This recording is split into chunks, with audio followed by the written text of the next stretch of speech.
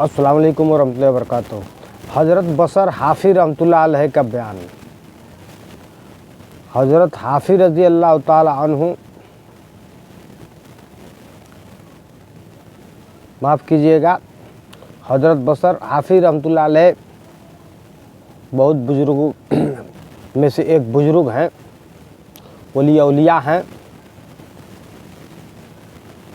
जिनके बारे में आप हजरात बहुत कम सुने होंगे। लिहाजा मैं ठेठ हिंदी में उनका बयान पेश कर रहा हूँ।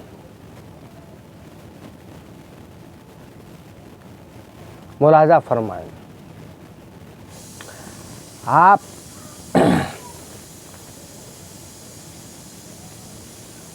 औज़ु बिल्लाहि मिनश शैतानिर रजीम, बिस्मिल्लाहिर रहमानिर रहीम, अम्मा बाद। अल्लाहुम्मा सल्लि व सल्लिम दाइमन अबदा अला हबीबिका खैरे कुल्ले हिमी।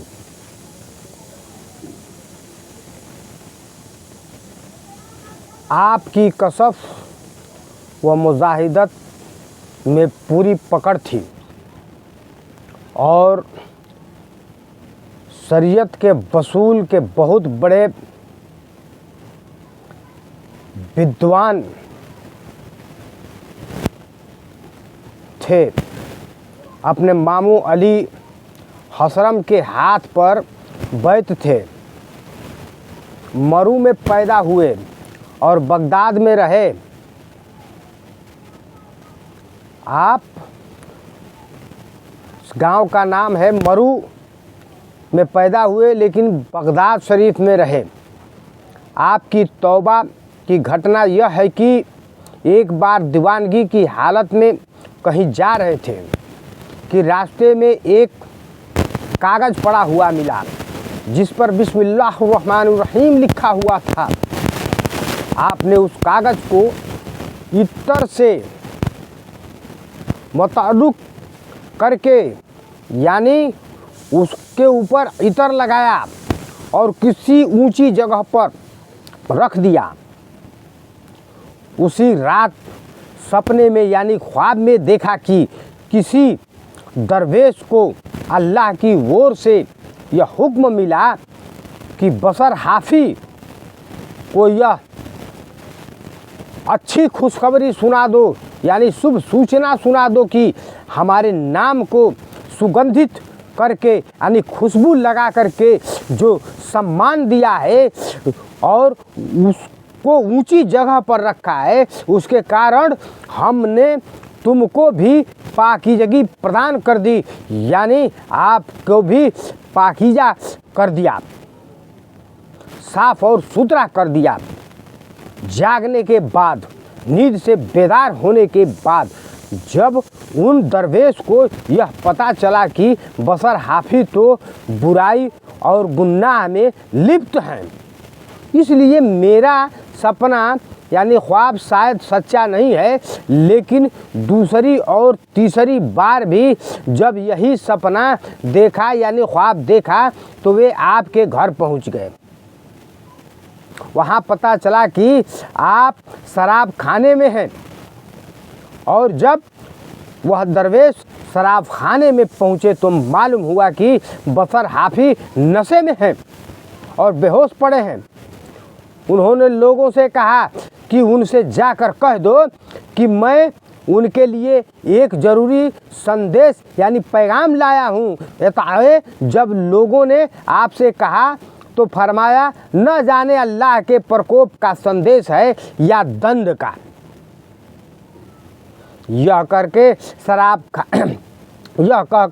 शराब खाने से सदैव के लिए तौबा करके निकल गए। हमेशा के लिए शराब खाने को तौबा कर दिया और निकले, जिसके बाद अल्लाह ने वह महान दर्जे प्रदान किए, यानी वह महान दर्जा अता फरमाया कि आपका जिक्र भी दिलों के लिए सुख का साधन बन गया। और चूँकि आप इस एहसास की वजह से नंगे पांव रहा करते थे कि धरती को अल्लाह ने फर्श कहा है, इसलिए शाही फर्श पर जूते पहन करके चलना सम्मान के विरोध है। यही वजह है कि आपको हाफ़ी कहा जाता है।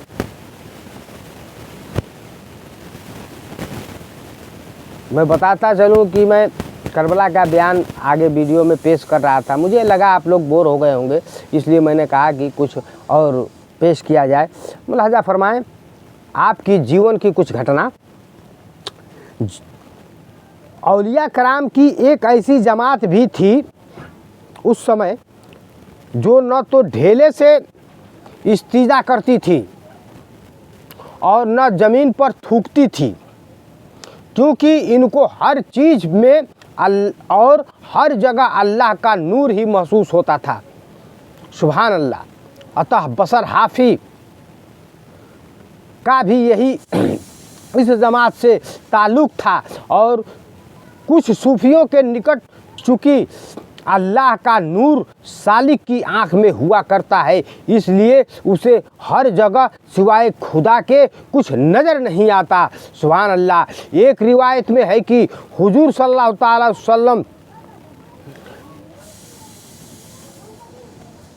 की मैयत के साथ अंगूठी के बल जा रहे थे। एक रिवायत में है कि हुजूर सल्लल्लाहु अलैहि वसल्लम हज़रत सालबा की मैयत के साथ अंगूठे के बल जा रहे थे और फरमाते थे कि मुझे यह डर है कि कहीं फरिश्तों के पैरों पर मेरा कदम न पड़ जाए। माशा अल्लाह, माशा अल्लाह। हज़रत इमाम अहमद बिन हम्बल पहले ही से आपकी मजलिस में रहते और आपके चाहने वालों में से थे। ताइब जब आपके शिष्य यानी शागिर्दों ने पूछा कि मुहद्दिस और फ़क़ीह होने के बावजूद आप एक पागल के साथ क्यों रहते हैं, फरमाया कि मुझे आपने ज्ञान दिया, ज्ञान पर पूरा महारत हासिल है, लेकिन वह पागल अल्लाह को मुझसे अधिक जानता है। इसलिए कारण इमाम साहब प्राय आपसे विनती करते हैं कि मुझे खुदा की बातें सुनाएं।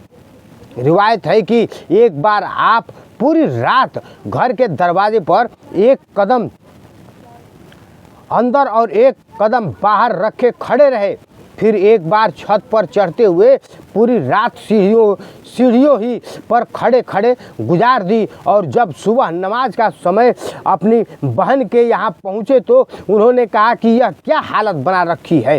फरमाया कि मैं इस ख्याल में डूबा हुआ हूँ कि बगदाद में 2 गैर मुस्लिमों के नाम भी बसर हैं और मेरा नाम भी यही है, लेकिन न जाने अल्लाह ने मुझे इस्लाम की दौलत से क्यों नवाजा और उन्हें क्यों वंचित रखा। एक बार मैदान बनी इसराइल में हज़रत हिलाल ख़वास की मुलाकात हज़रत खिज़र अलैहिस्सलाम से हो गई तो बिलाल ख़वास ने पूछा कि इमाम सफ़ाई के बारे में आपकी क्या राय है। हज़रत खिज़र ने फरमाया कि वे अब तदा में से एक हैं और जब इमाम हम्बल के लिए पूछा तो फरमाया कि उनकी गण सिद्दीकीन में होती है और जब हज़रत बसर हाफी के बारे में पूछा तो फरमाया कि ज़माने में यकता है। हज़रत अब्दुल्लाह कहते हैं कि मैंने जुनून मिस्री को इबादत से गुण युक्त पाया और हज़रत सुहेल को इशारों पर चलने वाला देखा और बसर हाफी को तकवा और सेम में प्रमुख पाया। लोगों ने पूछा कि फिर आपका रुझान यानी आपका तवज्जो किसकी तरफ है। फरमाया कि बसर हाफी की ओर, क्योंकि वे मेरे उस्ताद भी हैं। हज़रत बसर हाफी ने मुहद्दिस होने के बाद शेष तमाम मालूम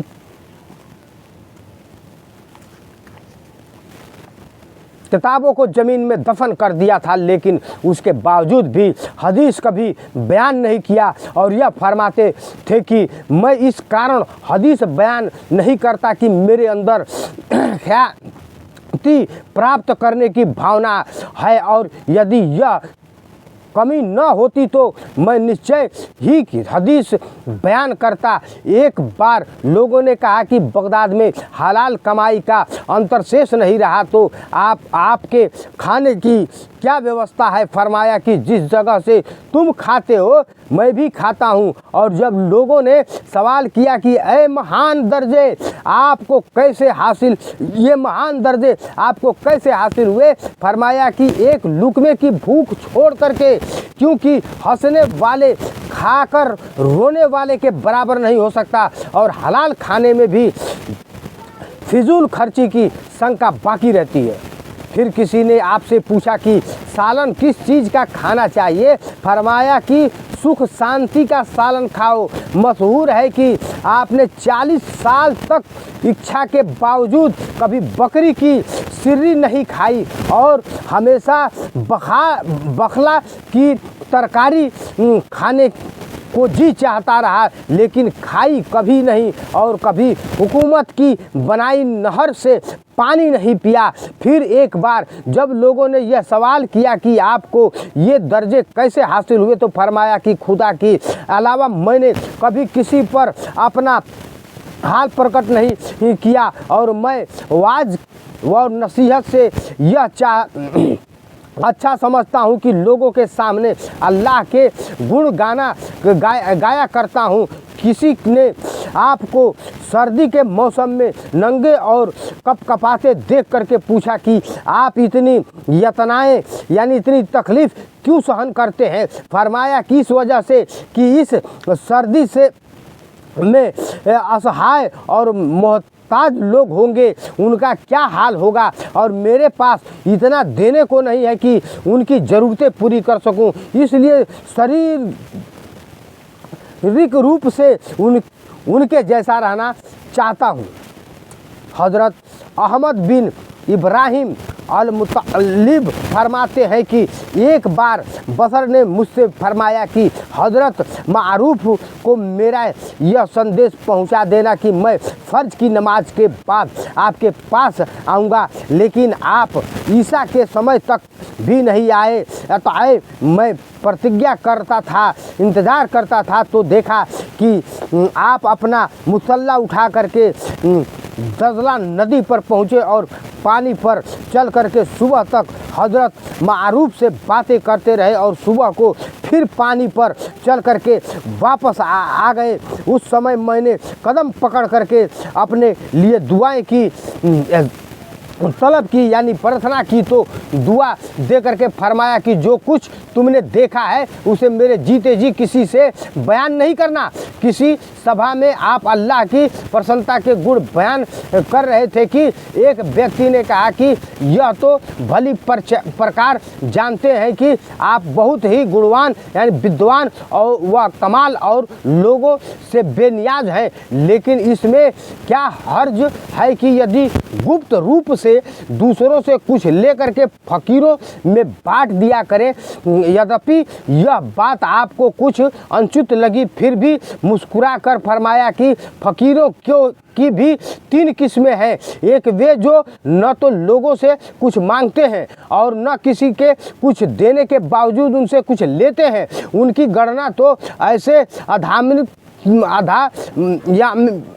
यात्मिक लोगों में होती है कि जो कुछ अल्लाह से मांगते हैं मिल जाता है। दूसरे वे जो स्वयं तो किसी से नहीं मांगते, लेकिन यदि कोई दे दे तो कबूल कर लेते हैं। ये मध्य वर्ग के भरोसा करने वाले होते हैं और उनको जन्नत की सारी नियामतें हासिल होगी। तीसरे वे जो अपने नफ्स को मारते हुए सब्र और धैर्य से काम ले करके अल्लाह के गुणगान में व्यस्त रहते हैं। आप फरमाया करते हैं कि एक बार हज़रत अली जरजानी किसी चश्मे के निकट मौजूद थे यानी करीब मौजूद थे, और मैं भी उनके सामने पहुंच गया, तो आप मुझे देख करके ये कहते हुए भाग पड़े कि मुझे मनुष्य की शक्ल नज़र आ गई जिसके कारण मैं गुनाह कर बैठा। लेकिन मैं भी भागता हुआ उनके पास पहुंचा और कहा कि मुझे कोई नसीहत कर दीजिए। तो आपने कहा कि दरिद्रता को गुप्त रख करके सब्र को अपनाओ और नफसानी इच्छाओं को निकाल फेंको और अपने मकान को कब्र भी अधिक खाली रखो, ताकि कब्र से भी अधिक खाली रखो ताकि दुनिया छोड़ने का दुख ना हो। एक काफिला हज की नीयत से जाने लगा तो काफिले वालों ने आपसे भी अपने साथ चलने की विनती की, चिरौरी की, इल्तिजा की, लेकिन आपने 3 शर्तें रखी।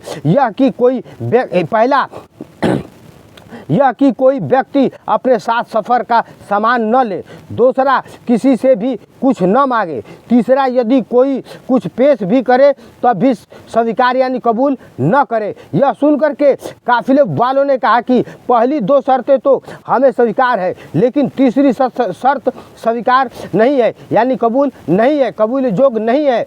आपने फरमाया कि अल्लाह पर भरोसा हाजियों के सफ़र का सामान है, और यदि तुम यह इरादा कर लेते कि किसी से कुछ न लेंगे तो खुदा पर भरोसा भी हो जाता। माशा अल्लाह, और विलायत का दर्जा भी हासिल हो जाता। आप फरमाते हैं कि एक दिन मैं अपने मकान पर पहुंचा तो देखा कि एक साहब मेरी प्रतीक्षा में है और मेरे इस सवाल पर कि बिना अनुमति मकान में तुम क्यों दाखिल हुए? फरमाया कि मैं खिद्र हूँ। कहा कि फिर मेरे लिए दुआ करे तो आपने कहा कि अल्लाह तेरे लिए इबादत का आसान कर दे और तेरी इबादत को तुझसे भी छुपा करके रखे। किसी ने आपसे कहा कि मेरे पास 1000 दिरहम है और मैं हज का इच्छुक यानी इरादा रखता हूँ। आपने फरमाया कि यह रकम तुम किसी कर्जदार के कर्ज में दे दो या यतीमों और गरीबों के लोगों में बांट दो तो तुम्हें हज से भी अधिक सवाल मिलेगा। लेकिन उसने कहा कि मुझे हज की बड़ी ख्वाहिश है। फरमाया कि शायद तूने नाजायज़ रूप से यह रकम हासिल की है, इसलिए तू अधिक सवाब का इरादा रखता है। इंशाअल्लाह तबारुक ताला बाकी वाक़यात दूसरे वीडियो में पेश करेंगे, हैं, इंतज़ार कीजिए। जब तक के लिए इजाज़त दीजिए। अस्सलाम वालेकुम व रहमतुल्लाहि व बरकातहू।